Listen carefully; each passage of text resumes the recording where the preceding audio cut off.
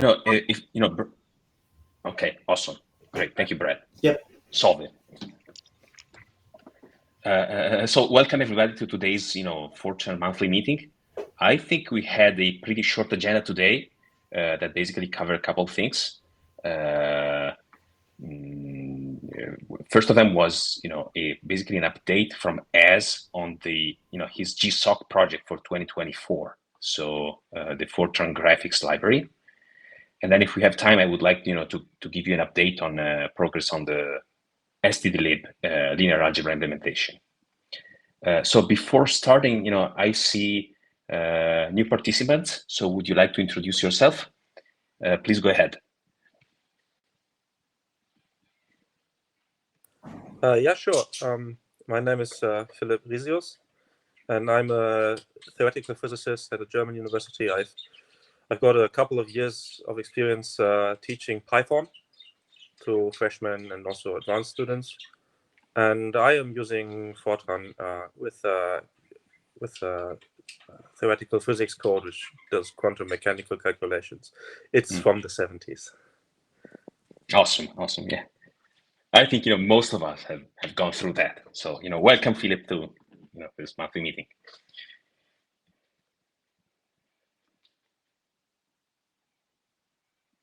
So yeah, so Az, are you online? So would you like to introduce yourself to the meeting and give us an overview on what's your GSOC project about, what you've been doing so far, what do you plan to do, and how do you interact with the community? Okay, my name is Zatin. I am a GSOC contributor this year. I will be doing a Fortran library, a graphics Fortran library, a graphics library entirely in Fortran. I will be also utilizing this library as a plotting framework for graphs and such. Currently, one of the goals for the library is to produce images in multiple formats like vector images or rasters. I think that's it. The library right now can produce can use multiple shapes, can produce them in both SVG and BBM.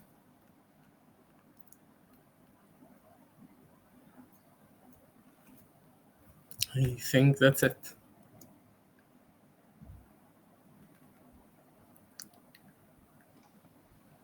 Yeah, this is very nice progress. So Brad, as a main mentor, for Haz's project, would you like to say something? I don't have much more to add. We're just excited to see this as a potential Fortran library. Graphics has always been kind of an area where Fortran has been lacking, and so it'd be very exciting to have a library that really kind of allows people to use Fortran for graphics. Yeah.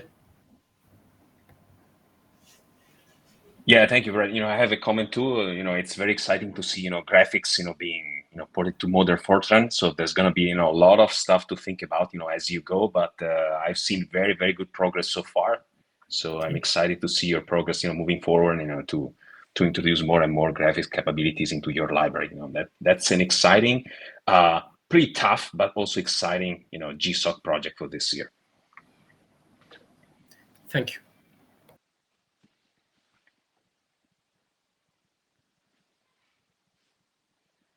So thank you, Az, for your introduction. So I would like to invite you, as things keep going, like, for example, like you're showing, you already have pretty interesting progress.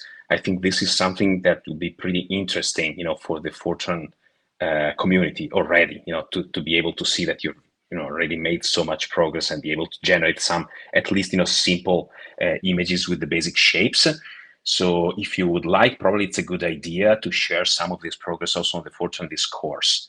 So, you don't need to basically establish very long posts, but, maybe you might want to post some of your pictures and, show with the community what you've been able to do so far. Okay, we'll do that. Thank you. Awesome. So Does anybody have any questions on AS's GSOC progress? I'll just mention that if anybody's interested in collaborating, contributing to the project, just reach out and let us know. We're meeting weekly on Thursday mornings, Central, at least. So, yeah, if you want to join the meetings or contribute at all, just reach out and let us know.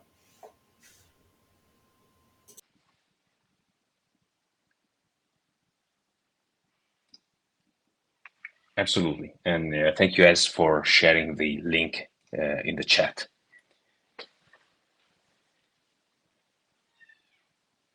So let's maybe move on to the standard lib part. I would like to share the screen. So let's see if I can do that. All right. So you should be able to see my screen. You know, I have it open on the standard lib GitHub repository. Can everybody see? Okay, awesome. So I think, you know, there are a couple things that I would like to discuss today. So I've basically, you know, over the past couple of weeks, I've opened, you know, quite a few PRs. And the idea is that once that, you know, we have now the full BLAS and LPACK capabilities into standard lib, it would be nice to reach a point where we basically cover most of the NumPy, you know, SciPy linear algebra functions. So I've been trying to, you know, be as rigorous as possible in the implementation, but at the same time, try to make as much progress as possible. So in other words, maybe there may be iterations that we could start on the final API, but I think, you know, thanks, you know, particularly to Jose and Jeremy's help, I think we've already made pretty significant progress also in terms of the API. So I would like to basically, you know, go through them if we have some time, and so that we can discuss, you know, whether the API looks, you know, feasible, and whether there are any changes that you think might be useful to port, you know, before we merge these PRs into standard lib. So I would like, for example, to start from the first one, which I think is the singular value decomposition. So by the way, just, you know, quick recap, we released a new version of standard lib last month. You can check it out at, okay, now it's 0.6.1. There were a couple fixes, but I think the major one where we introduced some of the linear algebra functions was 6.0.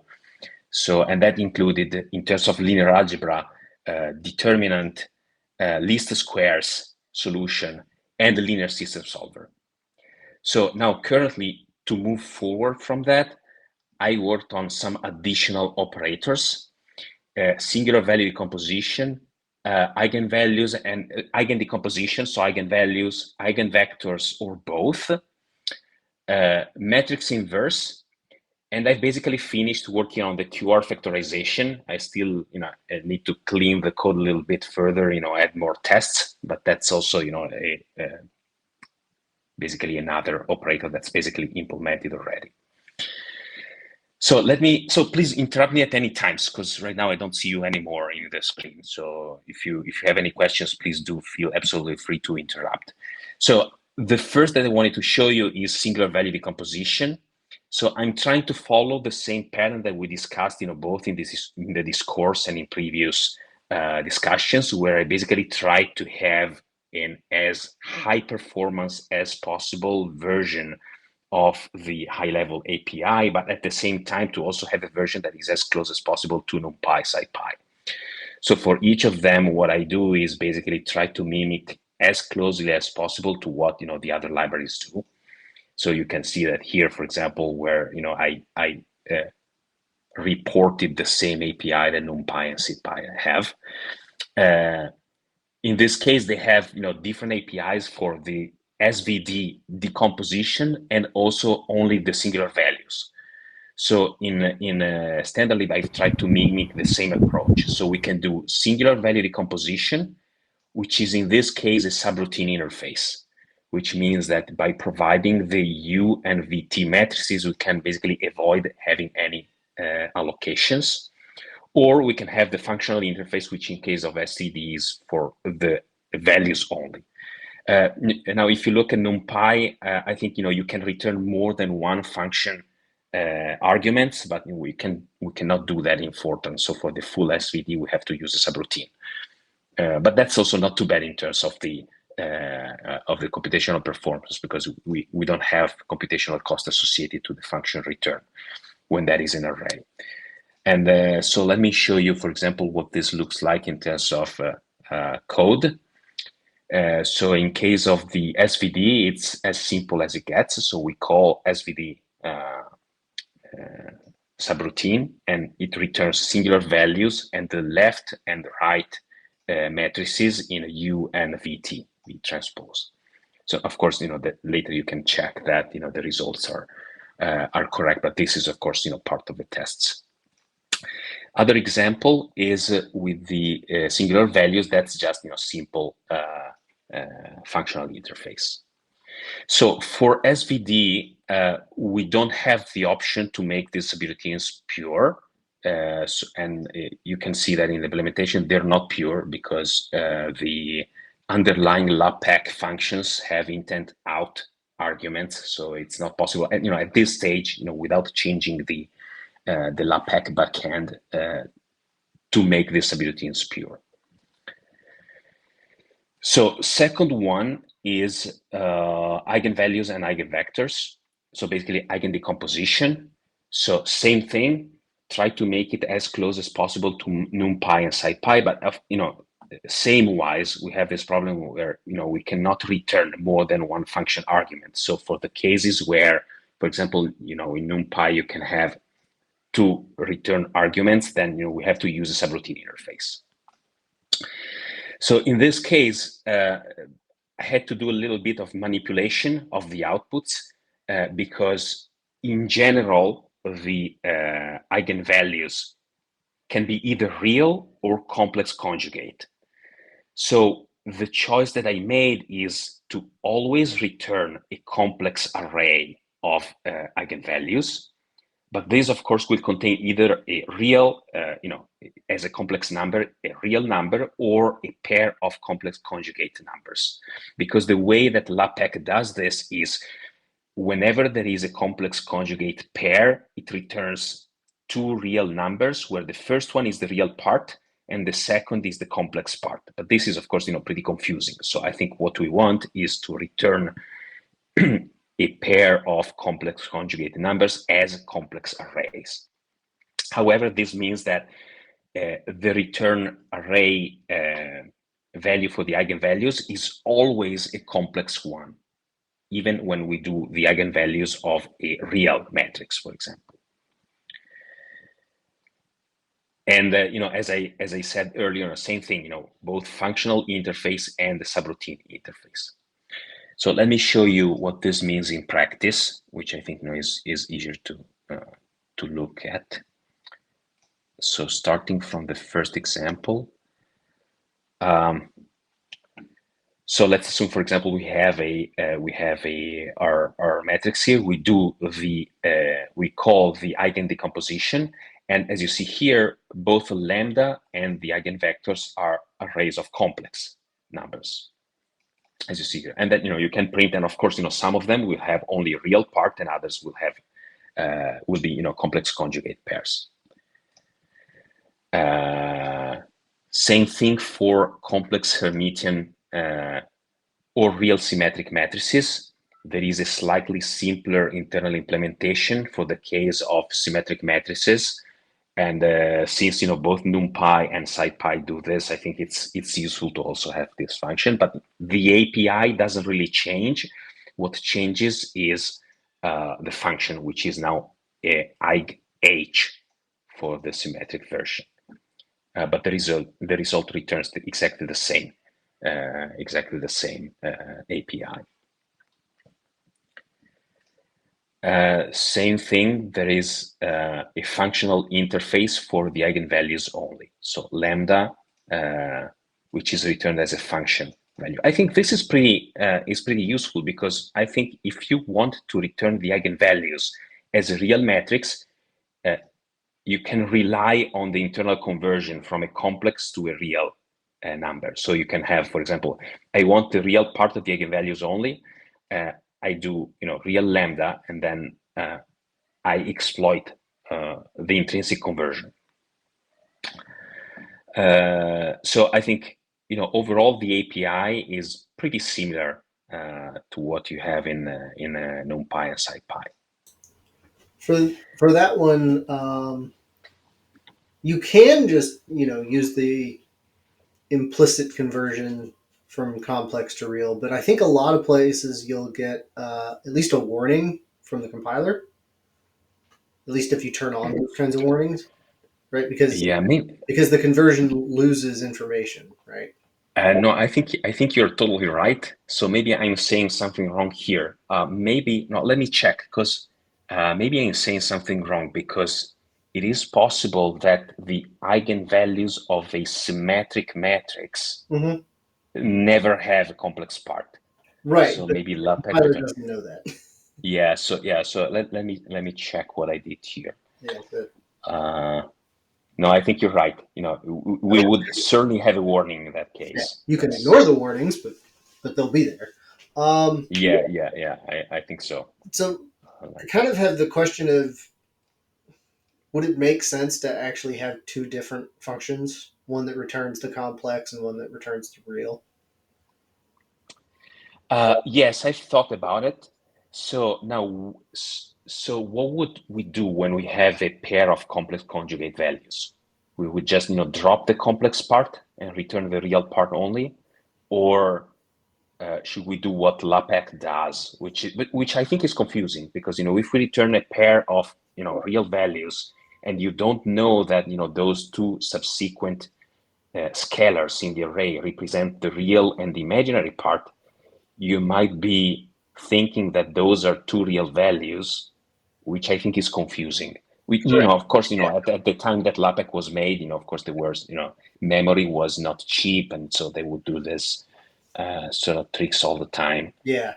No, my point was that in the case that you are going to return complex values, that they should be type complex. But if you're in the situation where I'm not going to get a complex result, I just want the real part.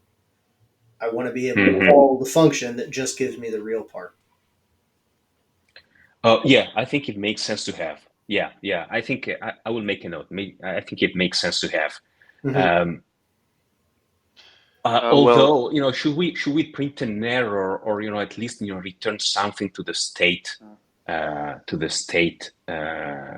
variable, because you might have deletion of the complex part, and you are unaware of that. If you Right. don't know that what's in.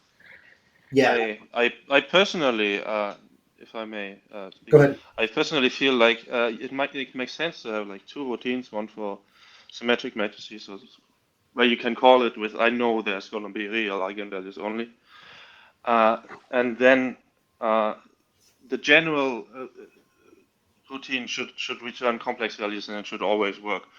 And just in the case that you call the real version with a matrix which has non-real eigenvalues, then you should get some sort of problem. Mm-hmm. Everything Right, else should always work. Yeah, you should from you an should API use level. whatever error handling route style you've gotten in the rest of the library for that case. Yeah.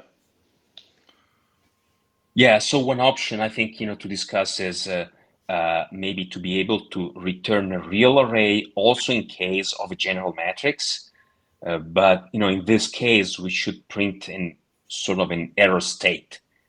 So if you want real values as a return value of a general matrix, and it happens Yeah. by chance that they're all real, then Yes. fine.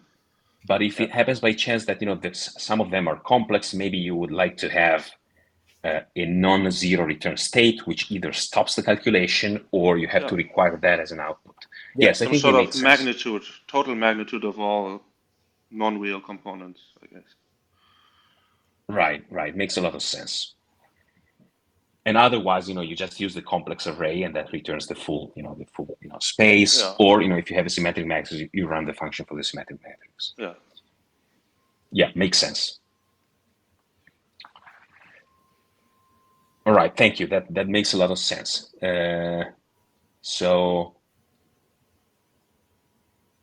if there are no further questions on the eigenvalues, maybe I will keep going and show you the next one, which was the matrix inverse. Yes. So same thing, usual, NumPy style matrix inverse, based on the factorization and then inversion routine. I think the factorization is based on, I'm not sure if it's based on QR, but well, anyways, the general matrix factorization from LabPack.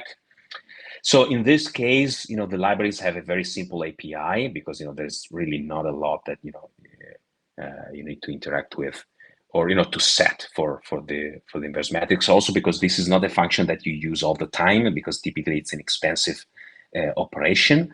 But I wanted to mimic the same style, so we have now the functional option, which is basically exactly the same as NumPy or SciPy. And we also have a subroutine interface. If we don't want to incur any additional allocation, we can call invert of matrix A, and then if we provide also the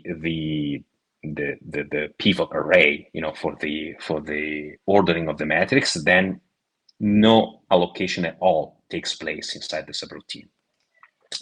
Plus, since we're doing Fortran, I also put the operator interface that requires no additional inputs, but this will stop the program if something goes wrong with the inversion. For example, in case of singular matrix. Let's see. Actually, I believe that for the special case of singular matrix, instead of returning an error stop, I replaced that and I return zeros, because I thought it was a good idea to have the option that, for the operator interface where we don't have any error handling possibilities, maybe it's better to return all zeros instead of stopping the calculation, which is shown here. So in the operator interface, so if, the calculation is the functional version, of course, but in case of error, instead of stopping the calculation, I just replace the whole matrix with zeros. So in this way, you know that something went wrong, but of course, you don't stop the program. Yeah, because the operator is supposed to be, pure. I'm hesitant to have a library that silently ignores errors, right? So you think because the reasoning was, if we provide an inverse matrix operator interface, but it will always stop, and at the same time there is no way that you can check whether something went wrong. Right, So but the program will always stop. if you want the capability of checking whether something went wrong, use the interface that has an error return. Right, but that would mean basically never use the operator interface. Well, it depends. There are use cases where you don't have a singular matrix and that this was not going to fail. Right? And so in those cases, I don't want to incur the overhead of having to check the error. I know it's not going to fail. And you just use that. And just use it. And if I inadvertently, incorrectly assumed that it wasn't going to fail, I want my program to stop, not silently continue with erroneous data. Okay. So your suggestion is to go for the safer thing, in terms of the calculation, which means stop as soon as possible. So Yeah. if anything goes wrong, just stop If it. something goes wrong, be loud about it. Okay. Agree. I have a question regarding the subroutine interface, though. For the inversion? Yeah. So I see the return matrix. Would it be A or pivot? Oh, it's A. So pivot is basically temporary storage that the matrix inversion routine requires, where it stores basically the sorting of the columns of the matrix that's done internally. But that's, for the user, that is just basically temporary storage, unless, you don't really need to look at that. So if you don't mind the internal allocation, you don't need to provide the pivot array. So, but if you want to avoid that, for example, because you want to do repeated operations on the same storage, then I think it's useful to have the option to provide the pivot, storage array. And, maybe you want that as output because, for some reason you want to check what's the optimal pivoting of the columns that, applies to your matrix. So maybe you want that as a output information. So what I'm guessing here is that the backend will always modify A. Yes. Okay. So because I see what you mean. So because I think the reasoning here was that there are two basically options: to return the inverse of a matrix, and that would be the function interface, or to invert the matrix in place, which means basically taking A and return A to power minus 1. I wouldn't put it so how to say, such a hard line there, in the sense that even if I wanted to keep A, I could imagine a subroutine to which I could give A and, I don't know, B or A inf. A minus and 1. yeah, exactly, and get the inverse of A in this other memory that was already pre-allocated, in the sense I that see. for whatever good reason I could want to how to say, allocate in the memory and avoid touching the memory of A. You know? Yeah. So I think a relatively simple way to accomplish what you're suggesting is to basically, of course, duplicate the argument. So have A and A minus 1, and then have an additional interface that operates on AA. Although I think that's technically not valid Fortran, because in Fortran you shouldn't have aliasing of the arguments.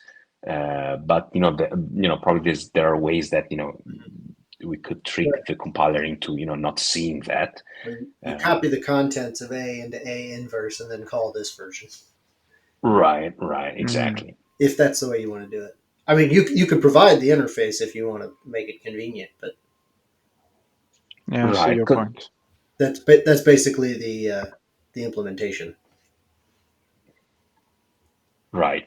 And yes, I think I will make a note for this one, so that for the matrix inverse, besides stopping in case of an error, to add an API that allows you to not change input A, but to basically also return the A minus 1 also in the subroutine interface.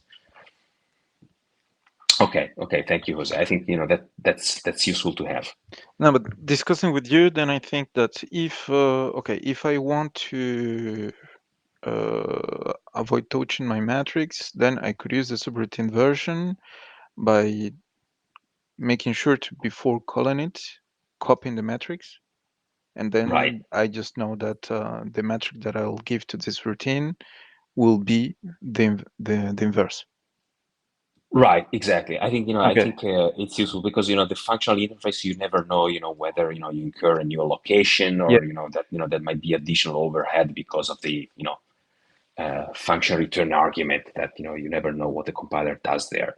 So I think it would be useful to have call invert A and then return A minus 1, and then optionally pivot an error. So basically to extend the subroutine interface to be able to also invert matrix A, but not in place. No, I think it makes a lot of sense. Yeah, that sounds reasonable. Anyways. Actually, let me check what the original implementation did for the function, because I think it was basically already what you were suggesting. But so let me look at the. Yes, so basically the function interface would just allocate a copy of A and then operate on the copy of A, of course. Exactly. Okay. A decent optimizing compiler ought to not incur an extra cost for using the functional interface, but you never know for sure. Exactly. I think as a Fortran community, we also try to strive for being as high performance as possible. And since we have the option to have subroutines versus functions, we have a language that allows that. And let's try to have that as carefully done as possible. Yeah.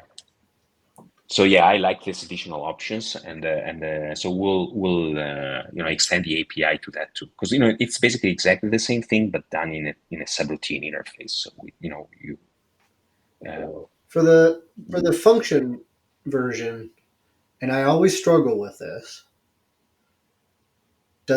Should it be allocatable, or should it take its size from the argument?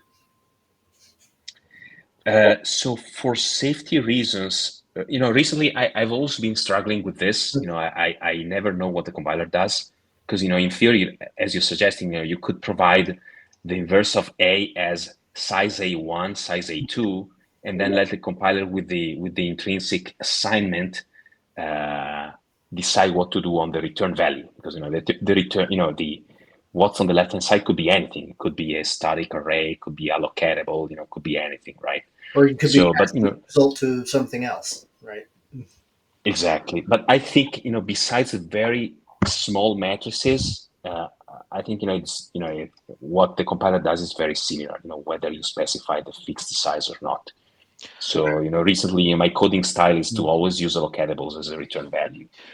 Just I'm not fully sure here, but if you if you just give the size of A instead of using allocatable, wouldn't it put the matrix in the stack instead of the heap? That is so the Fortran language doesn't really specify what storage Yeah, but be, in practice, but the in compilers. practice, yeah, you end up with a stack variable.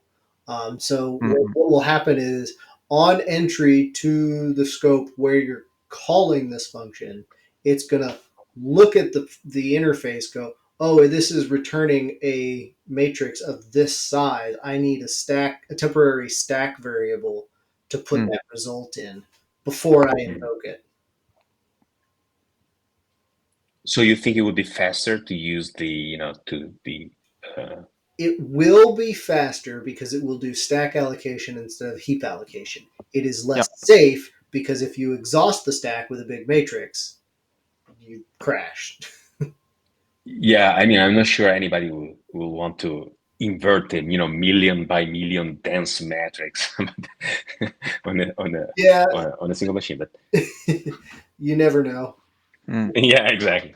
Yeah, you So yeah, never it know. depends really if And okay, if and it's for those safe or not. for those cases where somebody goes, this is slow because I'm calling this thing that's doing allocation. Well, okay, call it the subroutine interface. Right, right. I think this is what the the subroutine version already does, right? Yep. It kind of makes sense. Now that you said it, I kind of think that it could be interesting to take the risk of using the stack. I know I've managed to do some pretty heavy allocations, computations I like that. I tend to lean towards correct code over performant code, because Yeah. code is correct, but it's not as fast as I'd like. At least I Mm. can go change it. Yeah. If it's fast but then crashes, well, now I have a debugging session to Yeah, sure. Right.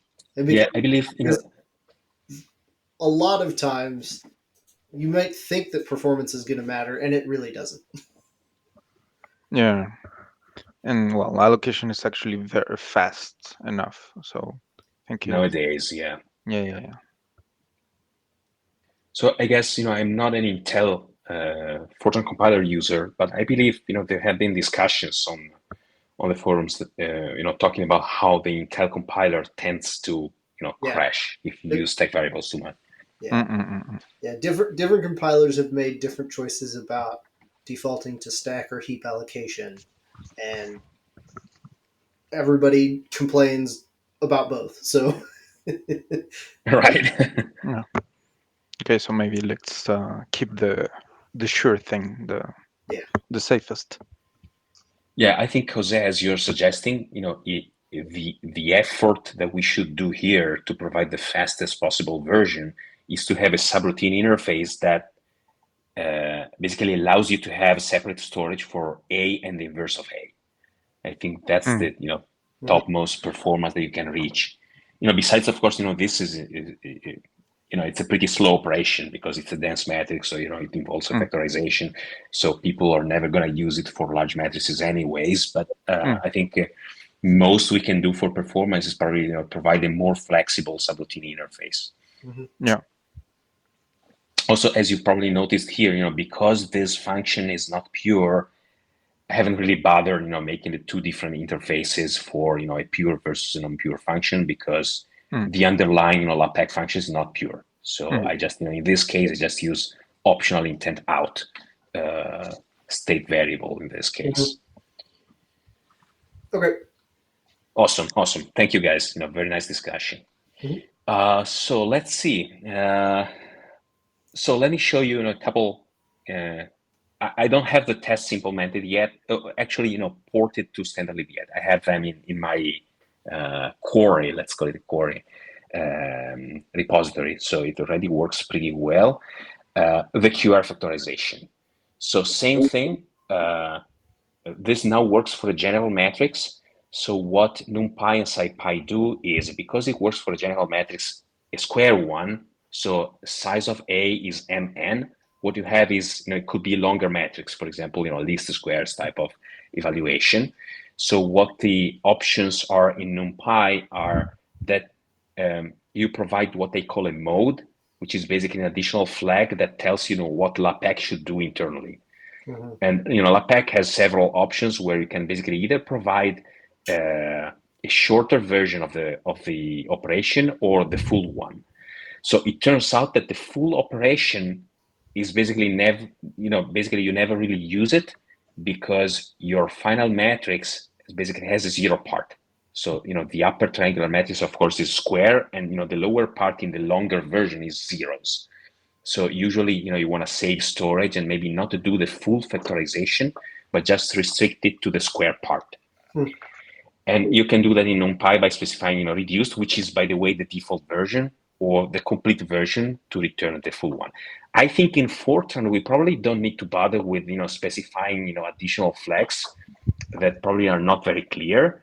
So the way I implemented this was just you provide Q and R as matrices, and internally we check what space you're providing. If you're providing space for the full matrices, then it will perform the full factorization.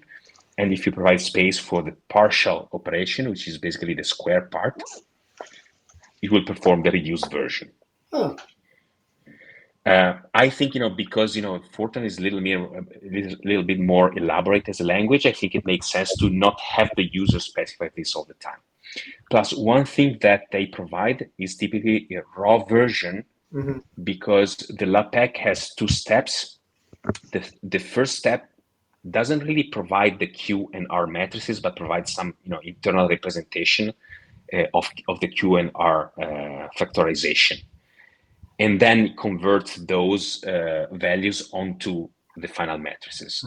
So same thing. I don't think it's very useful to have a raw version, because if you want to have the raw version, we can just, as we provide the full LAPACK interface, you can just call the applicable LAPACK routines. So I think probably, the most clean API is that you have QR factorization of the A matrix, you return the results in Q and R, and based on whether you provide Q and R that are large enough, the subroutine will do either the partial or the full factorization, plus the usual options. So we want to override A, or provide pre-allocated working storage for the operation and so forth. Of course, if you want to provide pre-allocated working storage, then I provide an additional API, QR space. We call the same way least square space for the least square routine. So it's just like consistent with that will return the length of the pre-allocated storage that you need to provide in order to not incur any additional allocation. So let me show that in the example that I think it's more easy to understand. So for example, the QR factorization, very simple. You just create a random matrix. It's decomposed into Q and R. Please note this is the small version because the full version will be MN. So it will be 104 times 104, and then it will be 32 times 104. So in this case, we provide the shorter version matrices. They are returned into Q and R. And then, of course, you want to check that Q times R is equal A. Then you have a check that the factorization was right. Mm-hmm. And you can do that here, of course. In case you want to provide pre-allocated storage, same story, but now you have to call QR space, which similar to the least squares API, instead of providing many arguments, for example, is this real matrix? What's the size of the matrix? Just provide the matrix as input, and then it will create and compute internal storage based on that.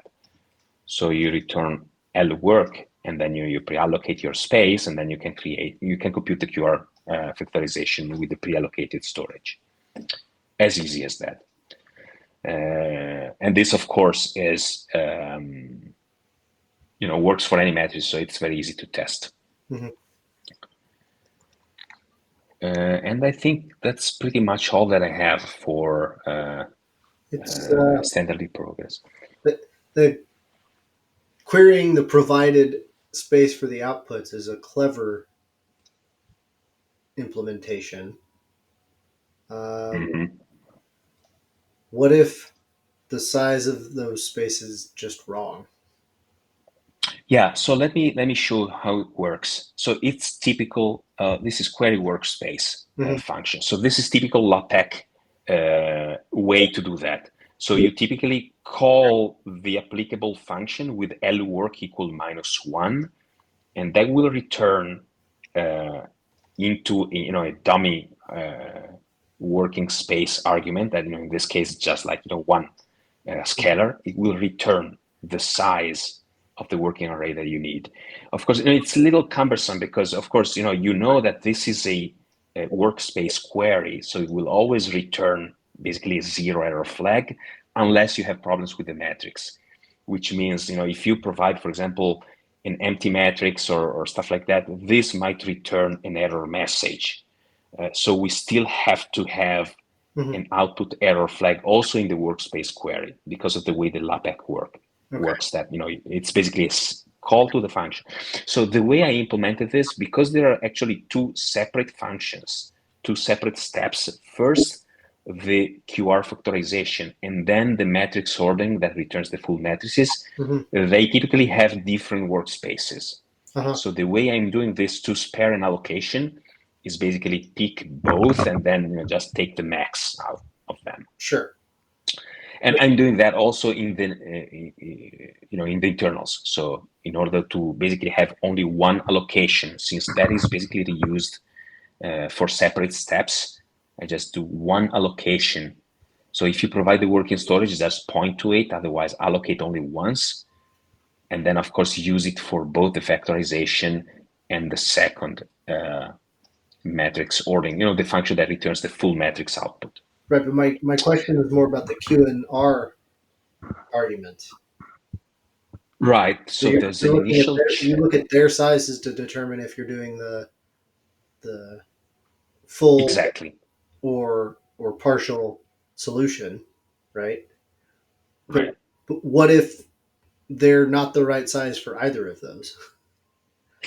So right now it works like this. So if any of their sizes is smaller than the minimum, then it stops on error. Sure.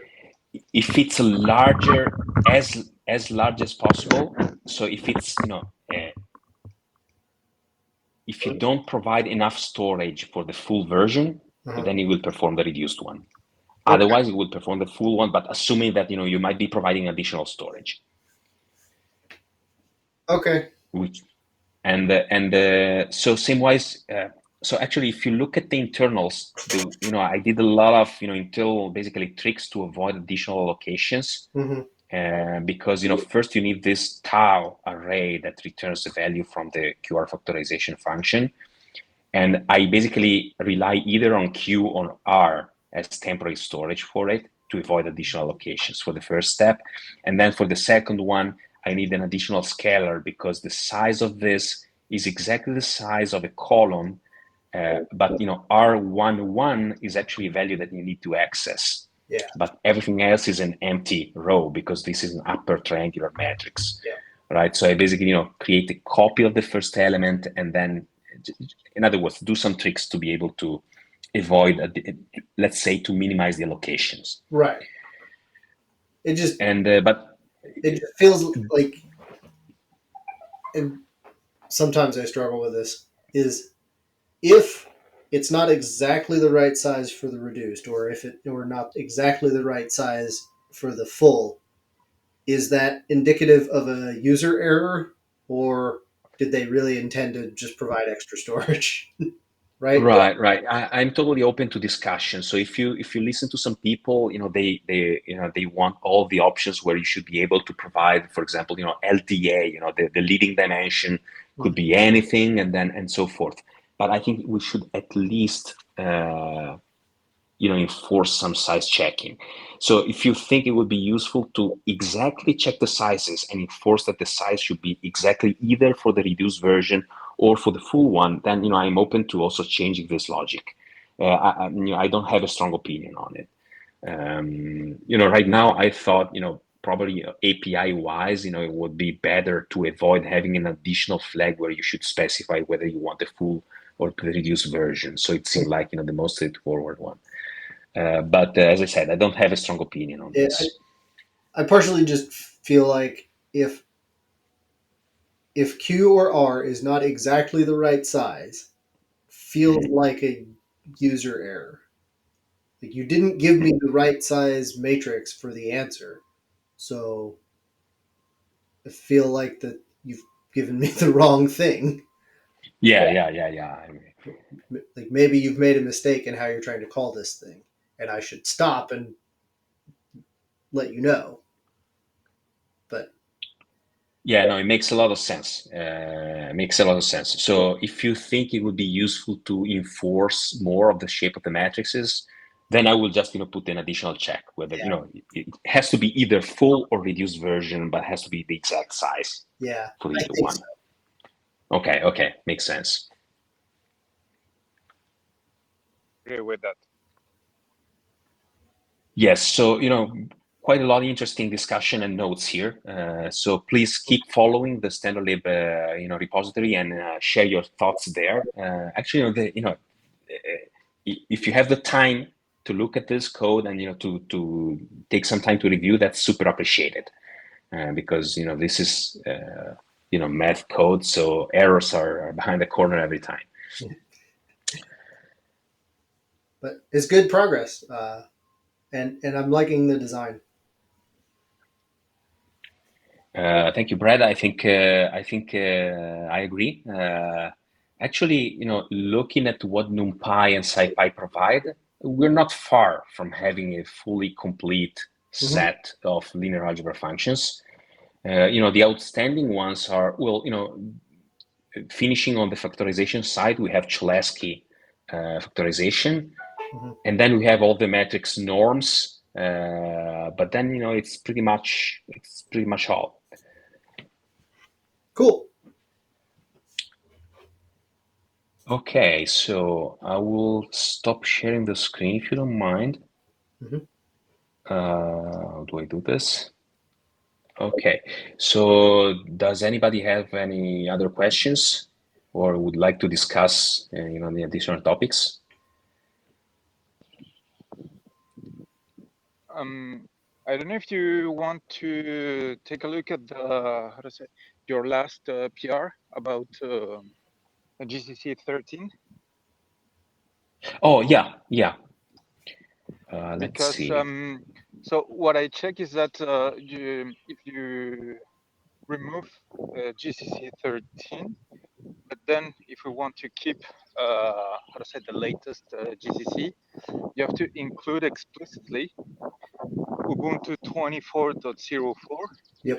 Because the matrix for Ubuntu latest is actually using 22. 22. Okay. Yep. Yeah. Yeah, I encountered that issue in a couple of my projects, and I don't know why. They removed GCC 2204 13. removed GCC 13, but 2404 has 13 and 14. Yes, I Seems don't know like a what's going bizarre. on as. Seems like a really bizarre move. Yeah, if you just upgrade to the latest version of Ubuntu, which is not latest according to the GitHub CI, but if you explicitly Right. Yeah. 2404, you have access to both 13 and 14. So So thank you, Jose. I think this is very useful. So do you suggest that I should just, upgrade Ubuntu latest to 2404? Yeah. For the time being? That would be my for me that sounds yeah. Yeah, to me it makes a lot of sense, because basically, GitHub Actions already, force you to keep, on pace with the updates. So I think it makes sense to upgrade the Ubuntu version. And maybe delay, GCC 14 to let's wait for a little bit longer until it's more stable on all these systems, because it doesn't work either on macOS. Yeah. I've seen some issues also with macOS, but Because I've no been idea how looking to at solve that. there is some internals which I don't understand, that are basically unrelated to the Fortran code. It's something internals to the GCC build process that doesn't work on these runners anymore. No, okay, makes a lot of sense. Thank you, Jose. I will go ahead and maybe tomorrow we'll try to close that PR on that. Upgrade Ubuntu and.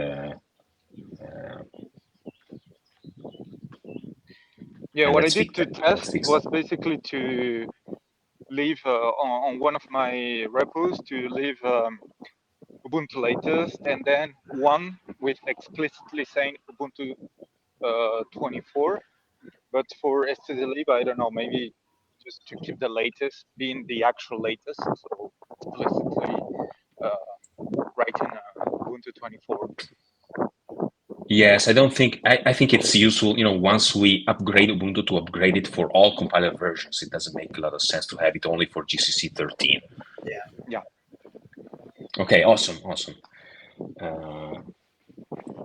So I think we're pretty much on time. Guys, thank you very much for, I think we had a very nice discussion, a very productive one. So if there is any other final comments that you would like to make, please go ahead. Well, thank you, I guess. It looks quite awesome. Great meeting. Yeah, thank you, Federico. Yeah, great. Thank you all for the discussion. Very useful one. So let's hope that